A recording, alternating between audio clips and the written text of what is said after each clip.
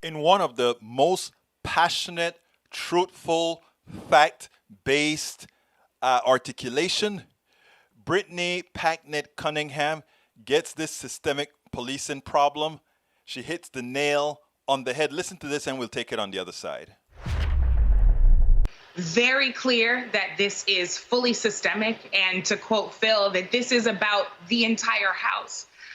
I find that in far too many places outside of Ithaca, New York, and a couple of other corners of this country, we're not making the kind of progress that we deserve because we're not having the right conversation. Chris, if you ran a company and you hired an outside contracting firm to come and help you solve problems, and they came in and they did their job, and when they did their job, they didn't solve most of the problems. They didn't prevent the problems from happening. And in fact, they caused new problems of their own. And they caused those problems incredibly severely against certain people who work for and with you, who were your neighbors, people that you loved. And then they came back to you at the end of that year and they said, pay us more money. And in fact, don't just pay us more money, make sure that the people that we caused the most harm to help pay the bill. You would laugh them out of the room, because in this country that is built on a violent capitalism, that is most often defended by the very people who still tell us to back the blue, that would be a laughable premise. And yet, we continue to increase police budgets every single year. Only 46% of violent crimes are actually solved by police. Only 18% of property crimes are actually solved by police.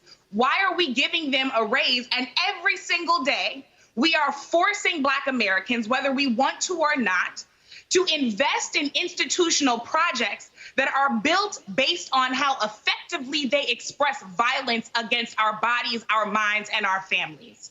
And then this country has the audacity and the unmitigated gall to turn around and demand that we are patient, that we are understanding, and that we try reforms that haven't worked time and again. It is insulting, and let's be very clear, for Daunte Wright, it is deadly.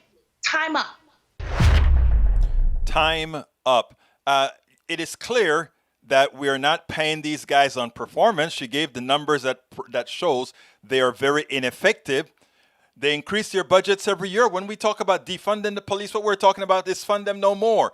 Don't be giving them additional funds to decimate the bodies of POCs. Why would we be doing that? Which is what exactly we're doing. We're constantly paying them more to hurt a particular group of people. The only reason we're seeing this now is that the ubiquity of video, the ubiquity of recording devices. This is not new, but we're seeing it now. And the fact of the matter is, America is paying an army, a police force that has the bird's eye, that has the crosshairs on people who look a certain way. It is time to end it. And it is time, first of all, for these reforms that we're talking about is more than monetary. It's more than defunding or removing funds. It is also holding them legally accountable by removing immunity so that when they murder somebody that was undeserving of being shot, that they themselves are treated like the murderers that they are.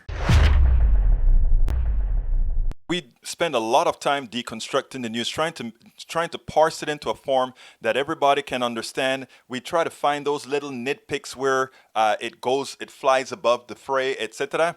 If you really like these videos that we do, I want to ask a big favor. Please go ahead, number one, subscribe to our channel, and number two, please join if you can. Thank you so kindly for watching. Keep watching. Please remember to share. We must populate the entire internet with our progressive message, a message that we know is what most Americans say that they want. So help us, please join.